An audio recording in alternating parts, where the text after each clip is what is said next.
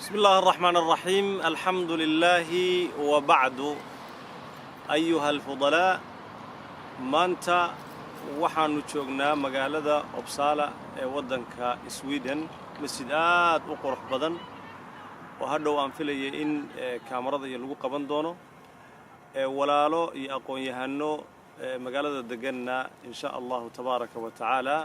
wayna marti qaadeen aad iyo aad baan idin salaameynaa reer Uppsala iyo dadka dunida dacaladiisa naga daawanayaba waxa runtii farxad iyo aad iyo aad qaali u ah inaan la kulmo maanta saaxiibkay Cabdalla Shafay aqoon-yahan ku takhasusay tarbiyada iyo maaragtay ababinta qaybaheeda kala duwan marka dhowr su'aalood ayaan insha Allah weydiin doonaa haddii Ilaahay yiraahdo Ustaz Cabdalla ilmuhu waa shayga waa wax ugu qaalisan aadanuhu hatta al'aan warshada adduunka ugu qaalisan waa raximka hooyada shayga qaaliga ahna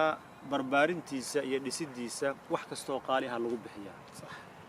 shaki waxaan iiga jirin in ay aqoon iyo cilmi u baahan tahay barbaarintu sax marka waalidku inuu aqoon yeesho wax ku barbaariyo muhiimadda ay leedahay waxaad ka oranaysaa bismillaahir rahmaanir rahiim alxamdulillaahi rabbil aalamiin wasalaatu wasalaamu ala ashrafil mursaliin sida sheekhuna sheekh Xambel uu sheegay waxaan joognaa waqooyiga Sweden magaalada Uppsala walaalo aad u qiimo badan baan ugu soo dhaweeyay waan u mahadnaqayaa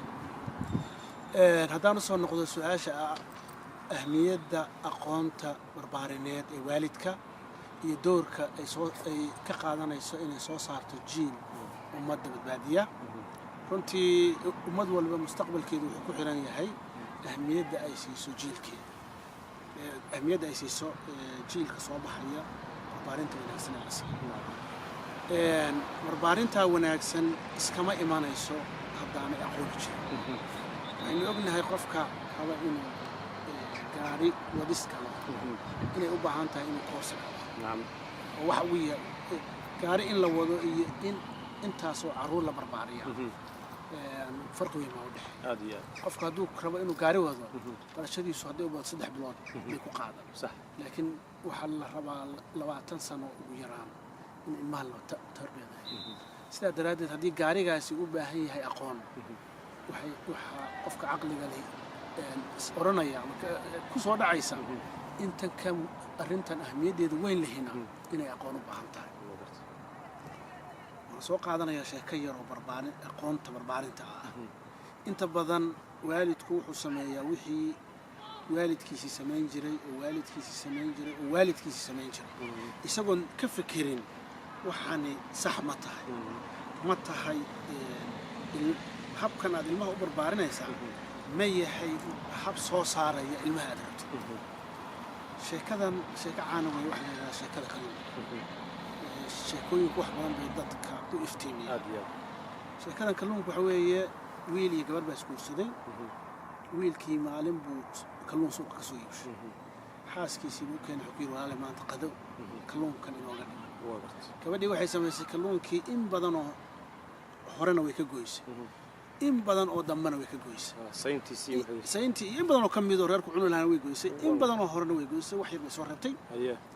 marka wuxuu weydiiyay maxaa dhacay waxay tiri hooyadii oo samaynaysa ayaan arkay hooyadii baa loo tegay sax hooyadii waxay tiri hooyadii oo samaynaysa yaan arkay nasiib wanaag ayadii baa noolayd sax ayadii baa la weydiiyay waxa la yiri arrintan balka sheekee hooyadiina gabadheed waxay ku tiri hooyadii baan ka arkay hooyadii baan ka sii arkay gart ayadii laga soo arkay baa loo tegay ayadii waxay tiri anagu xilligayagii kalluun badan baan haysanaa sax dhiri yarna waan lahayn marka umaanu baahnayn kalluunkan oo dhan inta yar baan ugu filay gabadhani marka jiilku wixii dib ugu istaagin oo kama fakirin waxaan sameynaya hooyo soo samaysay aniga hadda ma u baahna waa su'aal u baahan in la isweydiiyo barbaarintuna waa aqoon xilliyeed صح aqoon xilliyeed ma sha Allah waxaan runtii soo xusuustaa hadda koor mar aad noogu timid magaalada Odessa wadanka Denmark تعبير horta de waa sax oo de barbaarintu kutub baa laga qoray oo aayado quraan iyo xadiis fara badan iyo hal ku dhagyo badan waa la sheegi karaa laakiin waxyaabahan la taaban kara ee dadka bulshada qaybaheeda kala duwan ay si fudud u fahmi karaan صح wax weyn baa lagu fahmi karaa marka tusaale yar oo isna aad maalin halkaa nagu siisay baan soo xusuustay oo ah markuu qofku uu sariir yar ka soo iibsado dukaan waxaa la soo raacayaa warqad ku anfisniga afdheelish lagu yidhaahdo يعني sida loo xirayo waxyaabihii lagu xireeyey iyo dismisyadii iyo waxaas lagu xirayaa la soo raacaya marka qofka hadduusan qalab kaa wadanin sariirta ma xiri karo aad bay ugu adkaanaysaa qofka marka wax barbaarinayana waa inuu isna aqoon u leeyahay sariirtaa yare u baahan inuu 20 daqiiqo la xiro waa haddii qofku aanu haysan muxuu ahaa hagihii uu raacayay ee ku adkaanaysaa inuu xiro waxaa u malaynaysaa ilmo subxaana wa tacaala ilaahay ugu talagalay dhulkan khaliifka waana shay dabiici ahoo ilmuhu inuu aabbihii hooyadii uu ku dayday iyo waxa ay leeyihiin in uu aqbalo waa shay iska dabiici ahon u baahnayn wax badan aan u baahnayn sheekh cabdallow xaqiiqada waxaa weeye inaan xoogay waaqica mararka qaar haba xanuun badnaadeen inaan ugu soo dhawaadana way fiican tahay bulshadeenna soomaaliyeed oo laga yaabo dhaqan ahaan in badan oo ka mid inay nadiif tahay maskaxdoodu furan tahay waa dad aan aqoontan barbaarinta aanan yani ahmiyaddeedaba laga yaaba in ay in badan oo ka mid ka dahsoon tahay in badan inay garanayaan laakiin aysan aqoon u lahayn waagii hore dhul nadiif ah geyi nadiif ah aan akhlaaqiyaadkan farada badan hadda laga cabsanayo daroogo xashiish isdil iyo waxaan hadda adduunka ku badanaya aan ka jirin buu ahaa laakiin shariixada ama dadku say u badan yihiin arrintan iyada aqoon fiican looma lahayn maxaad u malaynaysaa inuu xal u yahay oo dad jaaliyaddan soo hayaantay ee galbeedka timid ee isdilku ku badanayo maxaad u malaynaysaa inay xal waxaan isleeyahay ma jirto baahi ka weyn oo hadday mujaaliyadaha soomaalida baa jooga haddaynu nahay baahi ka weyn oo aynu qabno iyo wax ka muhiimsan oo aynu tabarteena iyo dhaqaalaheena ku bixin lahayn inaynu carruurteenna barbaarin wanaagsan u helno oo iyagana anfacda bulshada ay la nool yihiin anfacda mashaakilaadkan tirada badan ee nolosha ay ku hareeraysanna ay uga badbaadaan waa arrin lagama maarmaan waan kugu raacsanahay barbaarintu yani dunidu 50 sano u dambeeyey isbeddel aad u badan baa ku dhacay wax badan baa jireen ummadaha kale la wadaagnay waxa lagu kala yaraado laakiin wax futuuxaad badan iyo barwaaqooyin badan buu ilaahay ummado badan u furay baahiyo badan oo qabeen bay ka baxeen 50 sano 60 sano 70 sano ka hor meelo badan oo Yurubta ka mid ciyaal baa lagu shaqayn jiray oo la garaaci jiray laakiin hadda maxaa la yiraahdaa barwaaqooyinka badan ilaahay siiyey waxay arkeen inay si sax ahayn inaga laakiin si wanaag diinteena iyo akhlaaqiyaadkii rasuulkeena sallallahu alayhi wasallam ayay si cad ku ahayd inuu ka hababo noloshayna adkayna ku nooleen baa inala leexatay laakiin aanu soo noqday ma jirto baahi ka muhiimsan oo aan hadda tabarteena iyo fikirkeena iyo wanaag iyo maxaa la yiraahdaa awooddeena aynu ku bixin lahayn inaynu bal waalid walba adoon cid kale u danaynin adoon Soomaaliba kaleba u danaynin bal ka fikir sida aad maxaa la yiraahdaa uga fikir ilmaha barbaarin marka waxaad leedahay reeraha hadda kadib dhismaya iyo reeraha cusub iyo kuwa jiraba waalidku ha barteen sida ilmaha loo barbaariyo waa absolutely waa sax waayo inaga kaliya dunida dhan way barataa طيب aynu ka gudubno qodobkaasi macallinkayga qaaliga Ustaad Cabdallah mas'uuliyadda waa ku tababarasho afka yani nin weyn noqo gabar wanaagsan noqo gurigaada dhaqo bari macallin baad noqon doontaa bari lawyer baad noqon doontaa bari madaxweyne aad noqon doontaa waa iska fududahay laakiin mas'uuliyad walba waxay u baahan tahay in theory ahaan ama afka laga yiraahdo practice ahaan iyo camal ahaan loo sameeyo waalidka sida ugu wanaagsan ee carruurtiisa uu u bari karo qaab yani jaranjaro ah tadriiji ah maxay kula tahay waa su'aal aad qiimo badan waana wax badan oo aynu miraheeda arkayno sax mas'uuliyad shay kastaba horta qofka bini aadamka waxa aan lagugu soo maxaa tababarin oo aan tababar u soo qaadan hadhow markaad weynaato dhismatid in lagula hadlo iyo in lagu canaanto iyo in lagu waaniyo wax badan kama tarayso arrinta koowaadi waxa weeye oo labaad ahayn horta waalidku inuu fahmo inay ahmiyad weyn tahay in ilmaha mas'uuliyad lagu barbaaro mas-uuliyaddaasina qofka ilmo yar hadda haysta dadku waxaan u kala saari qofka ilmo yar maanta haysta qofka ilmo yar maanta haystay hadalkeeda maqlaya fursad dahabiyu haysta ku bilow haddeer ilmahan inuu mas-uul waayo adigu berri waad ka dhiman inuu nolosha tan culayska badan oo hadda aynu joogno iyo mid ka badan oo iman doonta waa la hubaa sanad ku dambeeya ku dhib badan yahay dhibaatada badan ee ilmuhu hadhow wajihi doono adigu lama noolido cuntadana ma siinaysid dharkana uma gelinaysid inuu nolosha adag u wajaho u diyaar oo maxaa la yidhaahdaa wax kasta oo uu qaban karo asaasiyaadka barbaarinta ayaa sheekh xambaliya waxaa ka mid inaan ilmuhu wax kasta oo isagu uu qaban karo aan loo qaban sariirta hadduu gogolayo hadduu cuntada waxyaalaha waalidiinta Soomaali dhibka ka haystaa wax ka mid baahiyaha insaanku heer bay leeyihiin baahiya waxay jira aynu la wadaagno xayawaanka waalidku ahmiyadda ugu weyn weli hooyooyinka xoogga saaran waxa weeye ilmihii inuu dhargo oo guurto labis wanaagsan loo diyaariyo ilmihii isagoo oo cuntadii aan doonaynin bay hooyada rabtaa inay ku khasabto waxba shayga hooyadu markay aragto inuu ilmahan maya yidhaahdo waa cashar barbaarineed in la baro in ilmaha maydiisa la ixtiraamo waayo ilmuhu marka uu barto waxaanu doonayn inuu maya yidhaahdo bari markuu suuqa tagay ciyaalku waxaanu doonayn inay ku yidhaahdaan wuxuu noqonayaa ilmo shakhsiyaddiisu dhisantayoo maya odhan kara waxaanu rabin marka runtii waa cashar barbaarineed aad iyo aad iyo aad muhiim waxaan rabaa inaan kula wadaago aabba Soomaaliyeed baa wuxuu igu yidhi wiil yaroo anigu aan dhalay oo aan Yurub ku dhashay oo aan wadamadan matalan Afrika aan geeyay ayaa wuxuu yidhi halkaasuu ku barbaaray guriga waxaa joogi jirtay shaqaale guriga ka shaqeeya sariirta waa loo gogoli jiray cuntada waa loo karin jiray wax walba loo sameyn jiray wiilkii uu weynaaday halkan uu jaamacad ka bilaabay waxaa la yidhi marka adigu istabar oo raashinka soo gado dhaqaalahaada adigu maarayso qolkaada iyo ada mas'uulka ah xafiisyada tag waxa samee wiilkii marka hadal buu igu yiri maalin wuxuu yiri 18 sano jira waligay waxaan sameeyay layma oranay yani say hal mar nolosheeda ugu iman kartaa in aan 18 sano kadib aan noqdo nin wax walba isagu habeysanayo marka waxa ka maqan in uu mas'uuliyadda in lagu sii tababaro oo waxyaabo badan oo annagu aynu moodayno ladnaan iyo albaxnimo inay dhibaato inay ilmaha dhow ku keento waa tusaale qurux badan inaga aragnay wadamada aynu joognay ee wali Scandinavian-ka tusaale aad qurux badan ninkooda siyaasiga ah oo dhici karto inuu masab sare ama ka sare wadanka ka hayo guri yaro sahlan buu isaga jiraa baaskiilkiisu wataa hooyaas ma haysto ama qof u shaqeeya ma haysto cuntadiisa isaga sameeya ilmihiisu iyaga rootigooda ismariya laakiin muxuu noqonayaa qof bini aadam isku filan inaga arrin marka aynu u malayno in qofku loo shaqeeyo halkan ballugu meel u dhigo arrin sax ma ah waxaad awoodidooda qabsan kartid adiguna qabso ilmahaagana muxuu ahaa u daa nolosha ha khalday ha bartay waxa la yidhaahdaa ilmaha mar kasta uu khalad sameeyo waa fursad dahabi oo wax ku bari kartid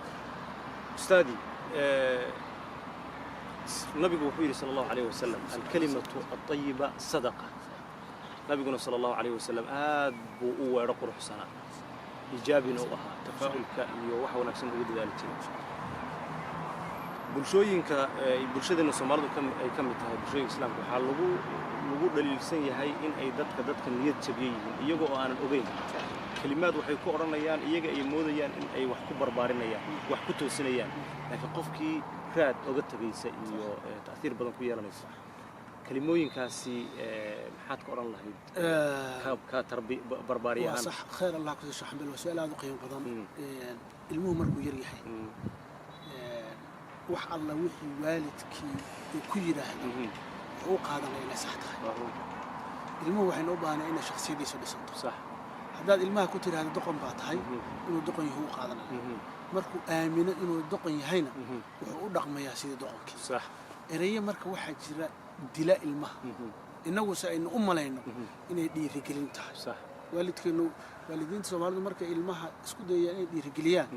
oo ay khaladka ka saxaan khalad ka weyn noloshiisa burburiya bay sameeyaan sax erayada la isticmaalo waxa kamid ilmihii la caayo ilmaha hadaad caayad ku tiraahdo siday tahay uu qaadanaya ilmaha in maxaa la yidhaahdaa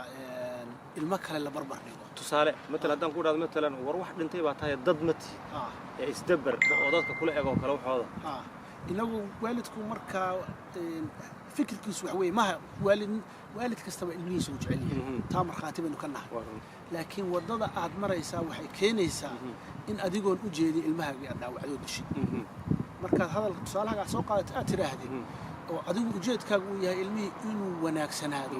isagu saa uma qaadanaya bilcagsigeedu u qaadanaya marka waxyaalaha ilmaha waalidiinta Soomaalidu isticmaalaan oo isleeyihiin ilmihii ku dhaqaajiyo ku riix ha wanaagsanaadeen waxay leeyihiin ma garanaysaa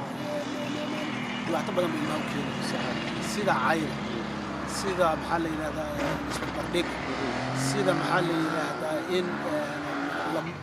la canaanto waxaa kaloo ka mida oo dhici karta in waalid badan aysan rumaysan waanada badan ilmuhu waana badan uma baahno ilmuhu wuxuu u baahan yahay hadalla yaro kooban oo ah waxa aad rabtid inuu sameeyo maaha waxaadan rabin inuu sameeyo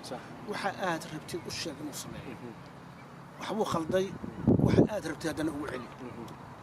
ha saarin diiradda wixii khaldamaya waayo waxa la yidhaahdaa cilmiga barbaarinta marka laga hadlayo wax kasta oo diiradda la saaraa wuu weynaadaa khaladkaasa maskaxdiisa ku weynaanaya sidaa daraaddeed in xoogga la saaro ilmaha waxaa doonaysid in ugu celceliyo mararka qaar yani bal aynu okiyaalo kale ku eegno ama haddii kale qolyihiina murabbiyiinta barbaariyaasha bal anigoo bulshadii matalaya aan yar hadoodno annagu matalan dee geed walba dhacaankiisu dheeqaa kulul inaa'i bimaa fiihi yanbax wax walba waxa uurkiisa ku jira ayuu haddanana u sameeyaa annagu tarbiyadina lagu soo barbaariyey waxay ahayd tarbiyo sarbeeb erga toosbana laguma odhan jirin waxaanu odhan jiray warardo xoolaha raac waxaad yeelaysaa intaad iska seexatood meelaha ciyaarto xoolaha dawacadu iyo dhurwaagu iyo hallaayo waad fiican tahay saas yeel toos baan u fahmi jirnay inay tahay macnaheedu ay tahay xoolahan ilaali oo mas-uuliyadda ka soo baxay laakiin ma waxaad leedahay qofka haddii matalan wax khalad uu ku jiro oo cad la yidhaahdo war waxan waa khalada jooji oo wax isku fal oo aynigaa hiigso ma waxaad leedahay isbarbardhig bay noqonaysaahoo ilmihii niyad jab bay u keeni kartaa isbarbardhig bay noqonaysaayo maxaa la yidhahda ilmihii niyad jab bay u keenaysaa tusaalaha hore aad soo qaadatay ama dadka Soomaalidu markay noloshoodii runta ahayd ay iyagu lahaayeen miyiga ay noolaayeen qaab barbaarinta ay isticmaalayeen hal arrin bay u adeegaysay ilmo noloshan adag ka baxa ilmo noloshan adag ka baxa waxay keenaysay in uu ma garanaysaa yaraanba uu ku hana qaado waayo noloshu waxay u baahnayd ayaa aad u adkayd aadna u badnayd waa laga soo guuray nolosha dadku intooda badan ina daawanaya waxaan rajeynaya inay magaalooyinka naga daawanayaan oo tiimiga hadda ma joogno oo tiimiga ma joogno xilligeena inaga miyiga ku noolayno dhibaatooyinkaasi jireen dunidu dhibkan badan way nala wada qabtay baraarugan badan ee aqoonta barbaarinta ee meel walba koorska laga bixinayo waa arrin casri oo la arkay insaanku aqoontiisu sidaas isu bedelaysaa marka waan kugu waafaqsan oo kugu raacsanahay waxa weeye haddaad cilmiga barbaarinta waxyaalaha aan ka barana wax ka mid ah ilmuhu haddaad tidhaahdid haddaan hadda geedkan horteena ka saaran ilmo saaran haddaad u tilmaamaysid geedka inaanu ka soo dhicin haddaad tidhaahdid ha soo dhicin boqolkiiba 9 wax badan inuu soo dhaco laakiin haddaad tidhaahdid laanta xijiso soo ma jeed waa laba fariin oo isku mid ah qaabka aad u oranaysaa wuxuu ilmaha saameyn maskaxdiisa ugu kala yeelanaya marka waxaad leedahay ereyada positifeka aan isticmaalayno ereyga xadiiskii waa adiga soo qaaday nabi alayhi salaatu wasalaam haddaynan barbaarin kale iyo aqoon kale iyo siiradii nabi alayhi salaam isagoo ilmaha u barbaarinaya keliya aynu 20 daqiiqo saacad eegno iyada ku fiicnahay iyada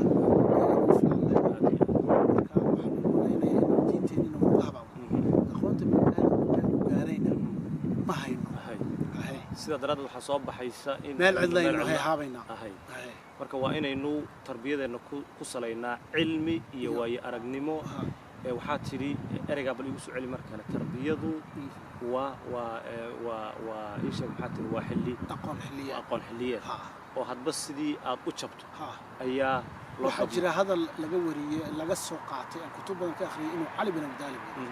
oo aan saxnimadeeda haynin laakiin oo ah ilmahaaga ha u tarbiyadeen sidii adiga lagu soo tarbiyay sax way waayo wuxuu nool yahay waqti ka duwan waqtiga aan noolayn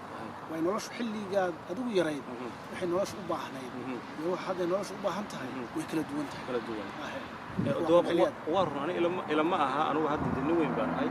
adiguna kolba hadda waxaan u malaynayaa shacabka saqiir ma tihid sax wey inkastoo la isugu tirsanin marka dee u malayn maayo aabbayaasheen inay marna ku soo dhacday inamadiinnu Sweden iyo Denmark iyo Yurub ay ku noolaan doonaan loo barbaariyo siday meesha ula qabsan lahaayeen laakiin dee mar walba waxaa jirta waxyaabo aasaasiyaad ah oo aadanuhu u wadaago iyo waxyaabo isbabedela socaynkaa ma aad iyo aad marka barbaarinta laga hadlayo hadafka aynu barbaarinta ka leenahay waa laba mid waxa weeye in ilmaheenu aakhiro badbaado sax ta kaleetana waxa weeye in ilmuhu nolol wanaagsan maxaa la yidhahdaa adduunka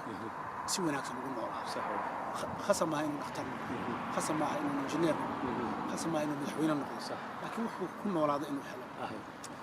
arrinta hore ee ah inuu hadafka hore ah in ilmuhu aakhiro badbaada isma bedelayso